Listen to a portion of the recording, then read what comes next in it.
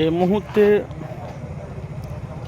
সবথেকে বড় খবর, ব্রেকিং নিউজ।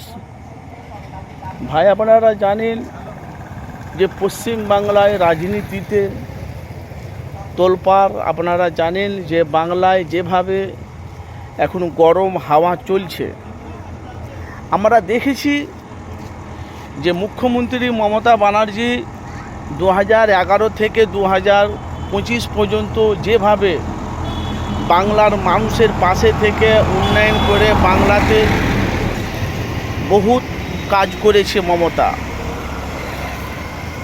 ভাই আপনাদের মনে আছে কি জানি না, কিছু পুরাতন স্মৃতি আপনাদের কাছে আমি তুলে ধরব।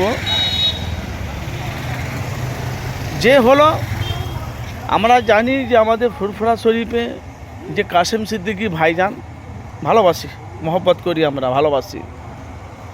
সে কাসেম সিদ্দিকী ভাইজান আপনারা জানেন প্রথম থেকে কিন্তু যখন আব্বাস সিদ্দিকীর ওপরে যখন কটাক্ষ হয়, নওশাদ সিদ্দিকীর যখন কটাক্ষ হয়, তখন কিন্তু নওশাদের পক্ষেই হয়ে কথা বলতো কাসেম সিদ্দিকী ভাইজান। কিন্তু আমাদের ফুরফুরা শরীফে কর্ণধর পীরজাদা তহা সিদ্দিকী চাচা যান হকের কথা বলে, ন্যায়ের কথা বলে, সত্যটা মানুষের কাছে তুলে ধরে। ওনাকে বাংলার মানুষ, অনেক রকম মানুষ বিভিন্ন রকম দিকে তারা উল্টাপাল্টা কথা বলে, কিন্তু ভাই আমরা অন্তর থেকে ওনাকে রেসপেক্ট করি, ভালোবাসি। কেন? উনি সত্যটা মানুষের কাছে প্রকাশ করে। তো কাসেম সিদ্দিকী প্রথম কিন্তু আইএসএফকে অফার দিয়েছিল। আপনারা জানেন যে নওশাদ সিদ্দিকী হোক আর আব্বাস সিদ্দিকী ভাইজান হোক, যেই হোক, কি আইএসএফের কর্মীরা দলেরা যেই হোক, কিন্তু ওনাকে দলের লাইনে একটা কারণ কাসেম সিদ্দিকী বলেছিল আগে আমি আমার ভাইয়ের পাশে আছি, তারপরে দেখা যাবে। কিন্তু হট করে দেখা গেল তৃণমূলের সাধারণ সম্পাদক পীরজাদা কাসেম সিদ্দিকী ভাইজান, তাই তুই কবে থেকে তৃণমূল হলি? ভাই আমার কথা নয়, আমাদের পীরজাদা তহা সিদ্দিকী চাচা যান এরকম মন্তব্য করেছে।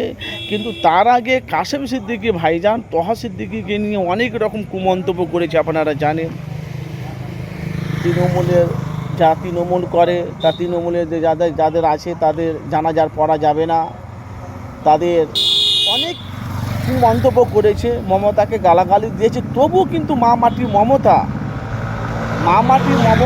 সব ভুলে গিয়ে কাসেম সিদ্দিকী ভাইজানকে ওনার দলে নিয়েছে, ওনাকে একটা সাধারণ সংপদ দিয়ে, মানে একটা পদ দিয়েছে। আপনারা দেখেছেন উনি কিন্তু আমডাঙ্গাতে ওনাকে দাঁড় করিয়েছে, একটাই কারণ তৃণমূলের হাতিয়ার পীরজাদা কাসেম সিদ্দিকী ভাইজান, উনি কিন্তু আমডাঙ্গায় জিতেছে।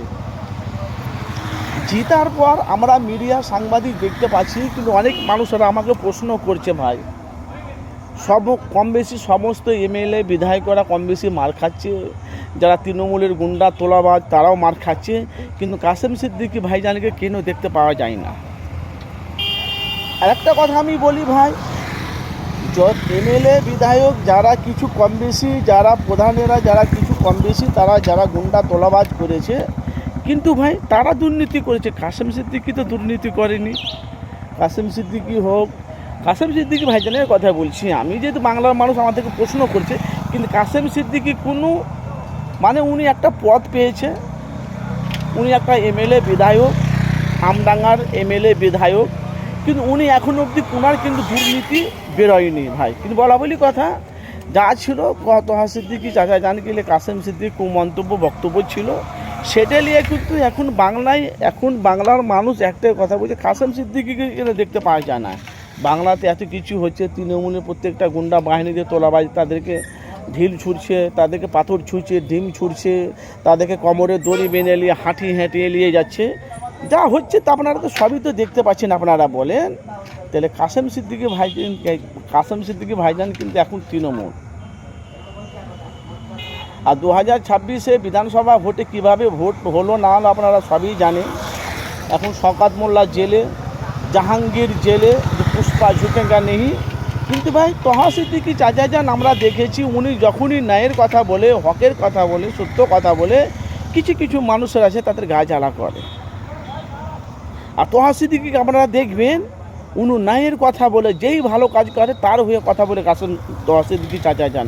আপনাদের মন্তব্য অবশ্যই আপনারা জানাবেন। এখন কাসেম সিদ্দিকী ভাইজান তৃণমূল, আপনাদের মতামত কী? বাঘ এখন ঘুমিয়ে আছে, যখন ঘুম যখন ভেঙে যাবে না, তখন দেখি বাংলায় একটা খেলা হবে। আপনাদের কি মতামত? ঘুমিয়ে থাকবে না জাগবে? কমেন্ট করবেন।